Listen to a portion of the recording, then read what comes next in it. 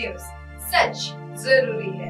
दर्शकों नमस्कार, मैं श्रद्धा तिवारी और आप देख रहे हैं MNS न्यूज टीवी। एक नजर डालते हैं आज की हेडलाइंस के।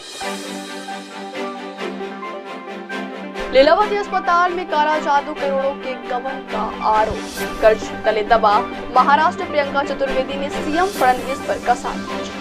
वाल्मीकि कराड़ के जेल जाने के बाद धनंजय के बन गए क्राइम। तो देखते हैं खबरें विस्तार से। लीलावती अस्पताल में काला जादू, करोड़ों के गबन का आरोप। महाराष्ट्र के मुंबई का फेमस अस्पतालों में से एक लीलावती अस्पताल अब खतरे में पड़ गया है। लीलावती अस्पताल के खिलाफ अब प्राथमिकी दर्ज कर ली गई है और करोड़ों रुपए के गबन का आरोप भी लगाया गया है।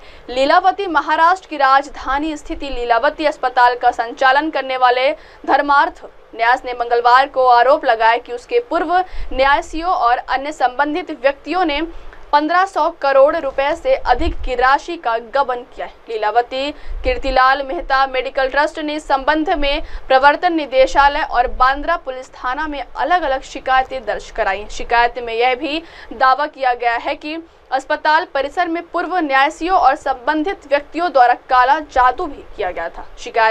शिकायतों में आरोप लगाया गया है कि लीलावती अस्पताल के वित्तीय अभिलेखों के फोरेंसिक ऑडिट के दौरान उजागर हुई इस हेराफेरी ने न्यास के संचालन और बांद्रा क्षेत्र में स्थित प्रमुख निजी चिकित्सा सुविधा द्वारा प्रदान की जाने वाली स्वास्थ्य सेवाओं को प्रभावित किया है। The Leelavati Hospital was completed in the year 1997 by our late trustee Shri Kishore Mehta and his wife Srimati Charu Mehta. But in 2002 and onwards, their relatives, their brothers and nephews, they took illegal control of the hospital while Mr. Kishore Mehta was sick. And for the next 20 years, they were in control of the hospital. And over this period of 20 years, they indulged in various irregularities, illegalities. They committed forgery, cheating, and siphoned off funds of more than about 1,500 crores, which has already come to light in forensic audit.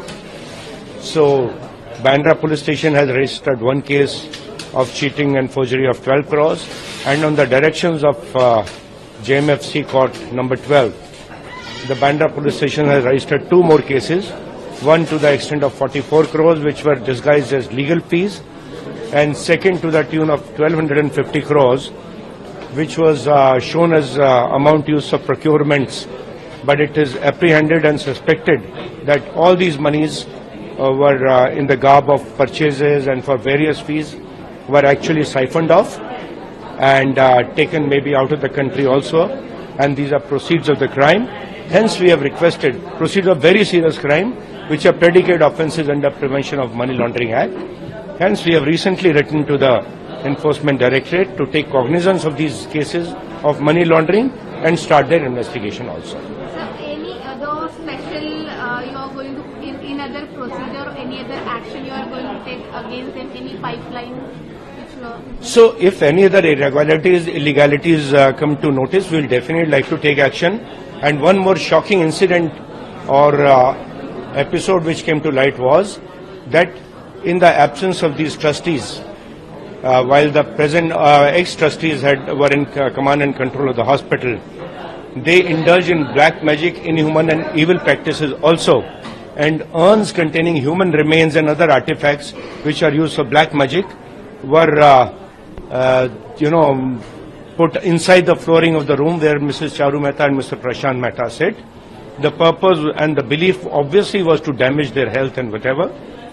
So once the present trustees took charge of the hospital, they, following due process as required, all the flooring was dug out. It was all videographed in presence of witnesses, and thereafter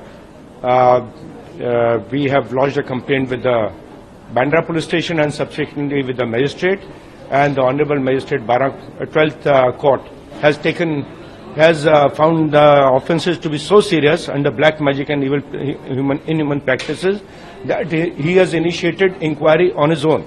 So the Honorable Court is inquiring into this, and I'm sure it will be taken to the logical conclusion. Thank you very much.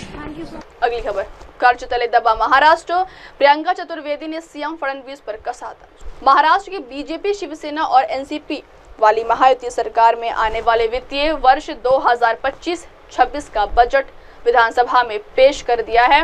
सरकार ने चुनावों से पहले शुरू की जाने वाली लाड़की बहन योजना के बजट में बड़ी कटौती की है। महायुति सरकार ने लाड़की बहन स्कीम के बजट को 46,000 करोड़ से कम करके 36,000 करोड़ रुपए कर दिया है। सरकार के इस फैसले के बाद विपक्ष ने विधानसभा के बाहर इसके खिलाफ प्रदर्शन भी किया है। महिलाओं के साथ धोखे वाली बात को लेकर शिवसेना सांसद प्रियंका चतुर्वेदी ने कहा, देवेंद्र फडणवीस ऐसे बयान दे रहे हैं जिनकी कथनी और करने में कोई मेल नहीं है। वह कुछ चीजें सिर्फ सुर्खियां बटोरने के लिए कर फडणवीस जी ने बहुत सारी ऐसे बयानबाजी कर रहे हैं जहां पे उनके वर्ड्स और एक्शन मेल नहीं खाते हैं, और कुछ चीजें हैं जो सुर्खियां बटोरने के लिए काम करते हैं। मैं उम्मीद करती हूं महाराष्ट्र में जो जनता को वादा किया था, चाहे वो लड़की बहन हो, वो बजट में हमने देख लिया ना उनको 2100 रुपए मिल रहे हैं, ना बजट में प्रावधान किया है कि जो सारी महिलाएं हैं जिनको ये वेलफेयर स्कीम लागू हो रही थी कि उनको किसी तरीके का फायदा होगा। और जो बजट है दिखा रहा है किस तरीके से महाराष्ट्र में डेट बर्डन बढ़ रहा है। इन चीजों पे अगर ध्यान देंगे और उसकी तरफ लगातार काम करेंगे तो वो महाराष्ट्र के लिए भी और महाराष्ट्र के विकास के लिए भी अच्छा संकेत होगा। अगली खबर, वाल्मीकि कराड़ के जेल जाने के बाद धनंजय के बन गए राइट। धनंजय मुंडे का बीड़ जिले में अपराध और सरपंच संतोष देशमुख की हत्या से कोई लेना देना नहीं है। यह बात पूर्व मंत्री धनंजय मुंडे के चचेरे भाई अजय मुंडे ने कही है। अजय ने धनंजय मुंडे पर लगे आरोपों को खारिज करते हुए कहा कि पंकजा मुंडे और धनंजय मुंडे दोनों भाई बहन का मंत्री बनना उनके विरोधियों के आंखों में खटकता था, इसलिए उन पर यह आरोप लगाए गए। संतोष देशमुख हत्या मामले के मुख्य आरोपी वाल्मीकि कराड़ को गिरफ्तार कर लिया गया है। कराड़ को धनंजय मुंडे का करीबी सहयोगी माना जाता था। राजनीतिक गलियारों में चर्चा है कि कराड़ के जेल जाने के बाद अजय मुंडे अब धनंजय मुंडे के करीब आ गए हैं। धनंजय मुंडे ने जब गोपीनाथ मुंडे का साथ छोड़ा था तब वाल्मीकि कराड़ ने धनंजय मुंडे के साथ रहने का फैसला लिया। इससे धनंजय मुंडे और वाल्मीकि कराड़ के बीच दोस्ती बढ़ने लगी।